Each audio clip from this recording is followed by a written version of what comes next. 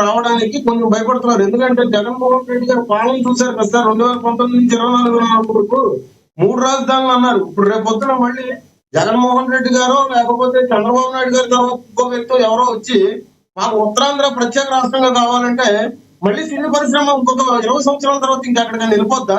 పునాదులు వేసుకున్న స్థాయి నుంచి మళ్ళీ పాతాళంలోకి పడిపోయినప్పుడు వెళ్ళిపోయే పరిస్థితి కదా. అందుకనే ఎప్పుడు కూడా చిరంజీవి గారు మీరు అక్కడ మాట్లాడిన మాటలు తీసుకుంటా ఉంటే వినమ్రంగా అడిగారు. దానికి తగ్గట్టుగా కానీ పూర్వాల కందుల దుర్గేష్ గారు కూడా అదే రీతిన ఇప్పుడు ప్రజెంట్ ఏంటంటే చిన్న చిన్నగా అందరూ వస్తున్నారు. ఇక్కడ షూటింగ్లు అయితే జరుగుతున్నాయి. ఎందుకంటే సార్ సినీ పరిశ్రమకు సంబంధించి షూటింగ్లు ఆల్మోస్ట్ మీకు రాజులు అమృతం అటుపక్కలే వైజాగ్ అటే జరుగుతూ ఉంటాయి సార్. అటు జరిగిన తర్వాతే ఇప్పుడు డెవలప్మెంట్ అవుతుంది. కొన్ని రోజుల్లో మేమైతే ప్రత్యేకంగా మేము తీసుకుంటున్నాం. ప్రభుత్వం కొన్ని తీసుకోవడం పరిష్కారాలు వీటికి పరిష్కారం కూడా మేము ఇంటర్నెట్ మేము చూస్తామని చెప్పేసి కూడా దుర్గేష్ గారు చెప్పారు.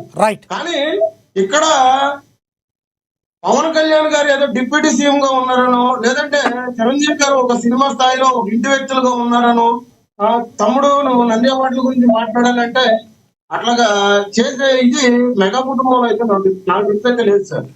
ఎందుకంటే ఇప్పుడు మీరు ఇంకో మాట చెప్పాలంటే మరి ఆ రోజు జగన్మోహన్ రెడ్డి గారి దగ్గరికి వెళ్తున్నప్పుడు మరి పవన్ కళ్యాణ్ గారు మరి మాట్లాడచ్చు కదా బీజేపీ వాళ్ళతో, ఏమండి?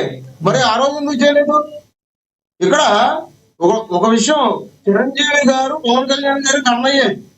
ఆయన సినీ పరిశ్రమకు సంబంధించిన వ్యక్తి, ఈయన ప్రజానాయకుడు, అక్కడ వరకే.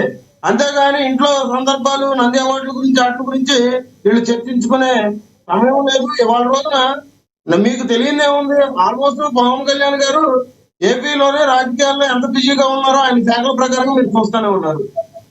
ఇప్పుడు అన్నయ్య ఒకటేను తమ్ముడు ఒక దారిని ఆయన చూసే రకం కాదుగా. ఇవాళ రోజున జనసేనలో సామాన్య కార్యకర్తకి ఇస్తున్న విలువే ఇవాళ రోజున రాష్ట్ర ప్రధాన కార్యదర్శిగా ఉన్న నాగబాబు కూడా ఒక్కటి చెప్పాలి సార్, చివరిగా ఒకటి చెప్పాలి. పవన్ కళ్యాణ్ వేరుగా, చిరంజీవి గారు వేరుగా, పవన్ కళ్యాణ్ గారిని వేరుగా చూసే వాళ్ళకి మీరేం చెప్తారు? అసలు పవన్ కళ్యాణ్ గారు చిరంజీవి గారు వేరని మీరు భావిస్తున్నారా? 2029 ఎలక్షన్ల కల్లా చిరంజీవి గారు వేరుగా ఉండి పవన్ కళ్యాణ్ గారిని పొగిడే రకంగా ఉంటే అసలు మీకు ఓట్లు పడతాయని మీరు భావిస్తున్నారా? చిరంజీవి గారి ఆశీస్సులు ఎప్పుడూ కూడా పవన్ కళ్యాణ్ గారి మీద, కూటమి ప్రభుత్వం మీద ఎల్లప్పుడూ ఉంటాయి. ఈ విషయం మీరు ఖచ్చితంగా గుర్తుపెట్టుకోండి. చిరంజీవి గారి స్థాయి గురించి తెలియని వ్యక్తులు, కుహానా మేధావులు, కొంతమంది ఏదో 2GB డేటా ఫ్రీగా వస్తుందని మాట్లాడే పవన్ కళ్యాణ్ కాదు సార్, పవన్ కళ్యాణ్ గారి మీద జనసేన పార్టీ మీద ఉంటాయా, పవన్ కళ్యాణ్ గారి మీద కూటమి ప్రభుత్వం మీద ఉంటాయా? రెండు కలిపి చెప్పాలి మీరు. నేను అదే అన్నాను సార్, తమ్ముడుగా ఈయనకే ఉంటాయి, కూటమి ప్రభుత్వం మీద ఉంటాయని చెప్పి నేను అంటున్నాను. రైట్, మీ అభిప్రాయం అర్థమైందా సార్? ఇక్కడ ఒకటే చెప్తున్నాం, పిచ్చి పిచ్చి ఆశాలు వేస్తే తాట తీస్తాం. అర్థమైందండి? ఇంతకు ముందు రోజులు కాదు. ఇవాళ రోజున విచ్ఛిన్నం చెయ్యాలి, గొడవలు పెట్టాలంటే మాత్రం ఫస్ట్ మేమే చూస్తున్నాం, మేమే ఊరుకోం. అది ఒళ్ళు దగ్గర పెట్టుకొని ఎవరు పెడుతున్నారు సార్ గొడవలు?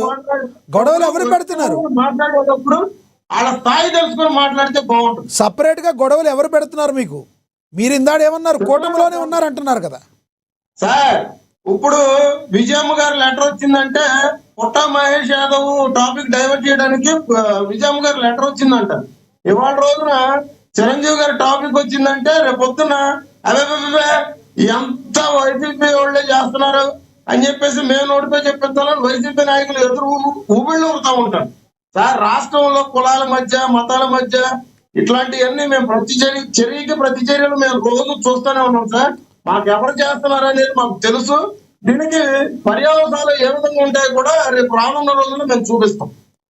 రైట్ సార్, మీ అభిప్రాయం తెలియజేసినందుకు ధన్యవాదాలండి లక్ష్మీకాంత్ గారు, ధన్యవాదాలండి లక్ష్మణరావు గారు, ధన్యవాదాలండి కేఎస్ ప్రసాద్ గారు, ధన్యవాదాలండి విజయశేఖర్ రెడ్డి గారు చర్చలో పాల్గొన్నందుకు. ఏది